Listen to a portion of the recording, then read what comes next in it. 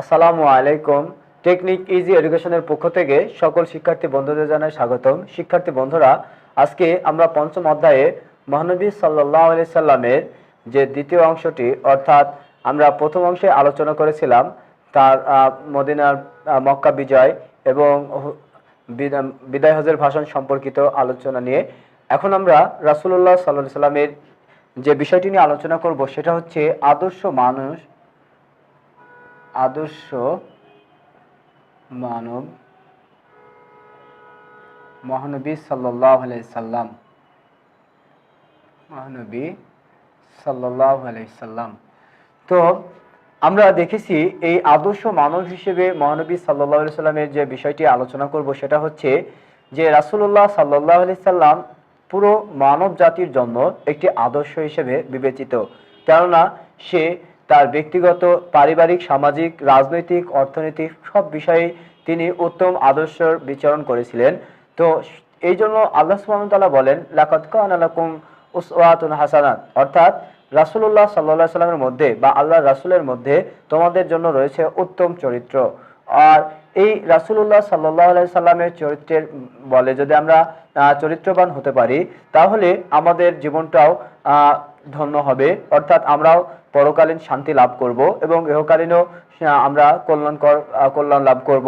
তো রাসূলুল্লাহ সাল্লাল্লাহু আলাইহি সাল্লামের এই আদর্শ জীবনের মধ্যে আমরা দেখি মহানবী সাল্লাল্লাহু আলাইহি সাল্লামের ব্যক্তিগত আদর্শ। শিক্ষার্থী বন্ধুরা, ব্যক্তিগত আদর্শ বলতে আমরা বুঝি যে রাসূলুল্লাহ সাল্লাল্লাহু আলাইহি সাল্লাম তিনি ব্যক্তি হিসেবে যেমন হাস্যোজ্জ্বল, অর্থাৎ যেমনকে মানুষের সাথে হেসে বা ভালো বা উত্তম ব্যবহার করে মানুষের মন জয় করেছে, তেমনি রাসূলুল্লাহ সাল্লাল্লাহু আলাইহি সাল্লাম সমাজের মধ্যে মানুষের সাথে বিভিন্ন পর্যায়ের তিনি ধনী দরিদ্র সকলের সাথেই একইভাবে বা সুন্দর ব্যবহার করেছেন। শুধু তাই নয়, আমরা এখানে দেখেছি যে রাসূলুল্লাহ সাল্লাল্লাহু আলাইহি সাল্লাম তার জীবনে তিনি শিশুদের সাথেও কখনো খারাপ ব্যবহার করেন নাই, অর্থাৎ রাসূলুল্লাহ সাল্লাল্লাহু আলাইহি সাল্লাম সবসময় শিশুদের সাথে বন্ধুসুলভ বা উত্তম ব্যবহার প্রদর্শন করেছেন।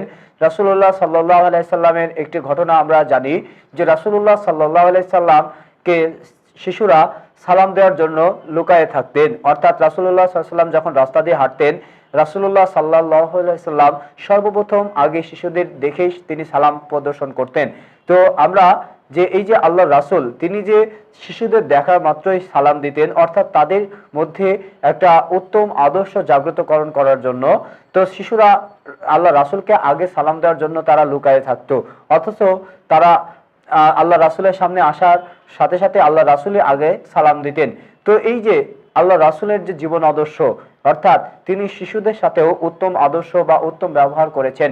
শুধু তাই নয়, আমরা জানি যে সেই সময় অর্থাৎ আরবের মানুষরা কৃতদাসদের বিভিন্নভাবে নির্যাতন বা তাদেরকে কষ্ট নিপীড়ন দিয়েছিল, কিন্তু আল্লাহ রাসূল কখনো তিনি দাস বা কৃতদাসদের সাথে কখনো কোনো খারাপ ব্যবহার করেন নাই। আল্লাহ রাসূলের 10 বছর যে কৃতদাস করেছিল, তিনিও আল্লাহ রাসূলের ব্যবহারে কোনোদিন সামান্যতম কোনো কষ্ট অনুভব করে নাই। তো আল্লাহ রাসূল ছিল পুরো এই মানব জাতির জন্য একটি আদর্শ। তাই তার ব্যক্তিগত জীবনের আদর্শ জীবন যদি আমরা বিশ্লেষণ করি, তাহলে দেখা যাবে যে তিনি সর্বোত্তম মানুষ হিসেবে বিবেচিত। এরপরে রাসূলুল্লাহ সাল্লাল্লাহু আলাইহি সাল্লামের পারিবারিক আদর্শ। তো পারিবারিক আদর্শে আমরা যে বিষয়টি দেখেছি যে রাসূলুল্লাহ সাল্লাল্লাহু আলাইহি সাল্লাম তিনি পরিবারের সকলের সাথে মিলেমিশে সুন্দরভাবে জীবন অতিবাহিত করেছেন, অর্থাৎ আল্লাহ রাসূলের একাধিক স্ত্রী থাকা সত্ত্বেও তার পরিবারের মধ্যে কখনো কোনো দ্বন্দ্ব বিগ্রহ সৃষ্টি হয় নাই। আর আল্লাহ রাসূলের যদি কখনো তার রাগ হতো, তাহলে তিনি শুধু মুখ ফিরায় রাখতেন, অথচ তার কখনো কারোর সাথে কোনো খারাপ ব্যবহার করেন নাই। আল্লাহ রাসূল সাল্লাল্লাহু আলাইহি সাল্লামের চরিত্র সম্পর্কে হযরত আয়েশা রাদিয়াল্লাহু তাআলা আনহা বলেন যে আল্লাহ সুবহানাহু ওয়া তাআলা তার মতন উত্তম আদর্শ বা চরিত্রের ব্যক্তি আর কখনো পৃথিবীতে প্রেরণ করে নাই।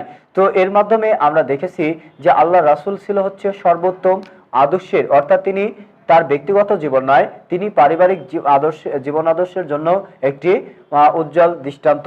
এরপরে আমরা দেখেছি সামাজিক আদর্শ।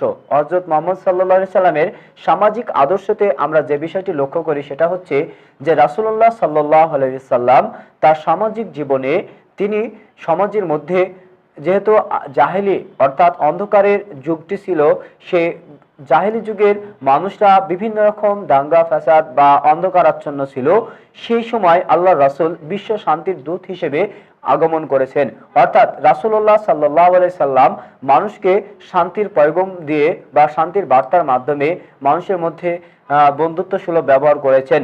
আমরা আরো দেখেছি যে জাহেলি যুগের যেহেতু মানুষরা গোত্রে গোত্রে মানুষ একে অপরের সাথে দ্বন্দ্বে লিপ্ত থাকতো, অর্থাৎ এক গোত্র অপর গোত্রের সাথে ভালো ব্যবহার বা ভালো সম্পর্ক না করে তারা একে অপরের সাথে খোনাখুনি বা চুরি জাকাতি রাহাজানি যত রকম অরাজকতা আছে সবগুলোই পরিচালনা করত।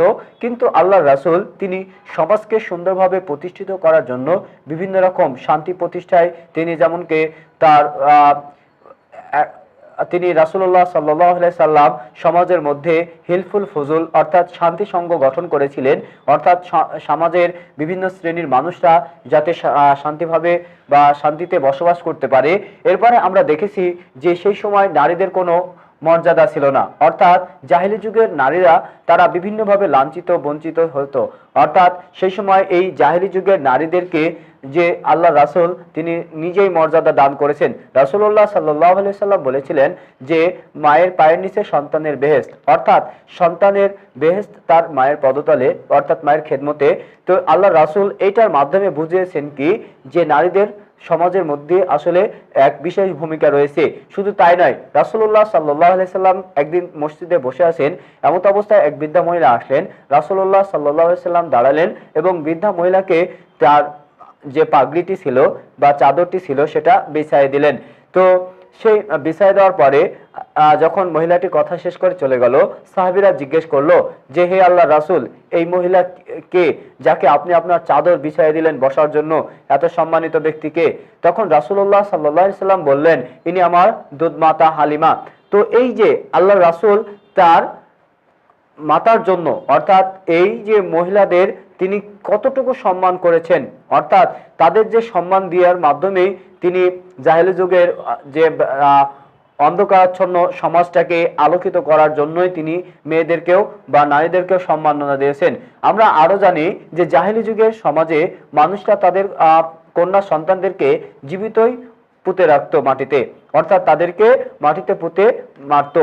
তো সেই ক্ষেত্রে আল্লাহ রাসূল এই যে নারীদেরকে বিশেষ মর্যাদা দেওয়ার মাধ্যমে আল্লাহ রাসূল অন্ধকারাচ্ছন্ন এই আরবকে তিনি কি করলেন, আলোকিত করলেন, সমাজটাকে আলোকিত করে তিনি মানুষকে সুন্দরভাবে সুষ্ঠুভাবে বাঁচার জন্য একটি অনুপ্রেরণা যোগাইছেন।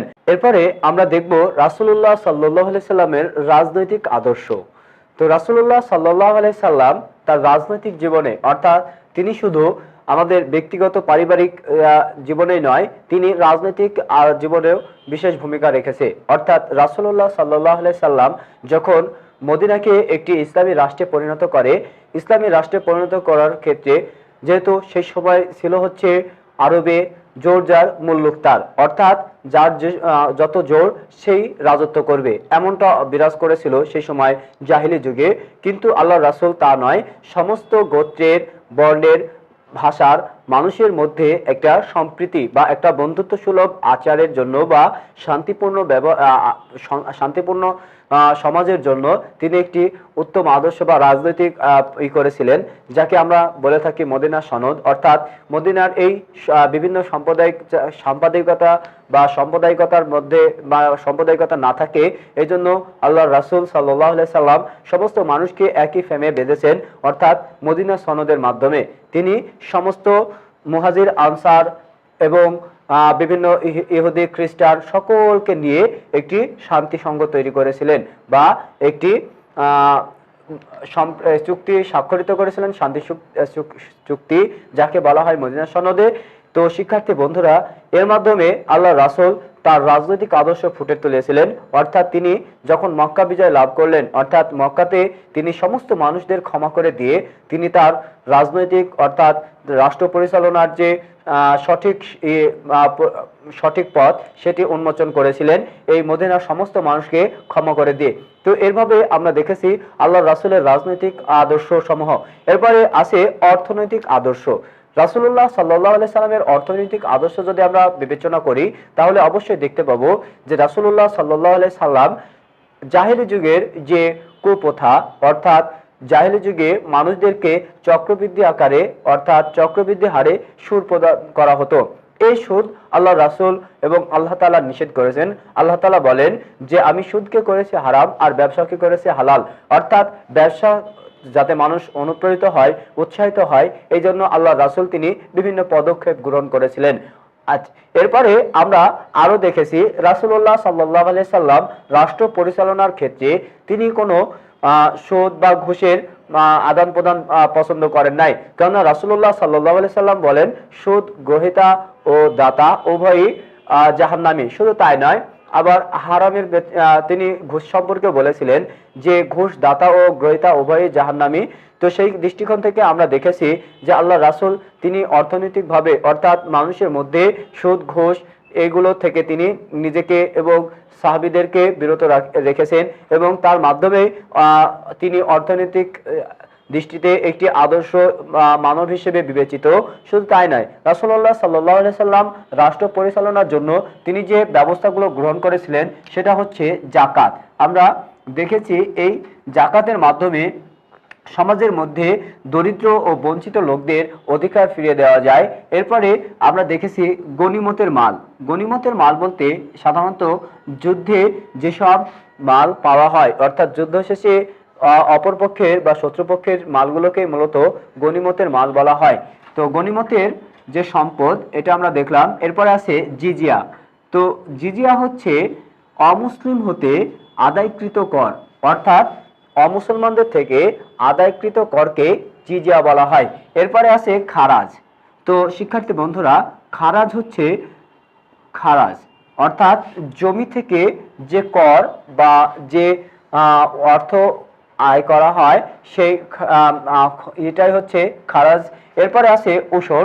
আমরা দেখেছি উসর হচ্ছে উসর বলা হয় মূলত উৎপাদিত শস্যের জাকাতকেই উসর বলা হয়।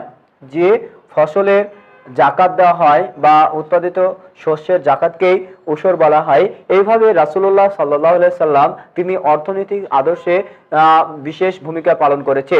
তো শিক্ষার্থী বন্ধুরা, আমরা এগুলো বিশেষ করে ঘ বা গ নম্বর প্রশ্নের এসে থাকে।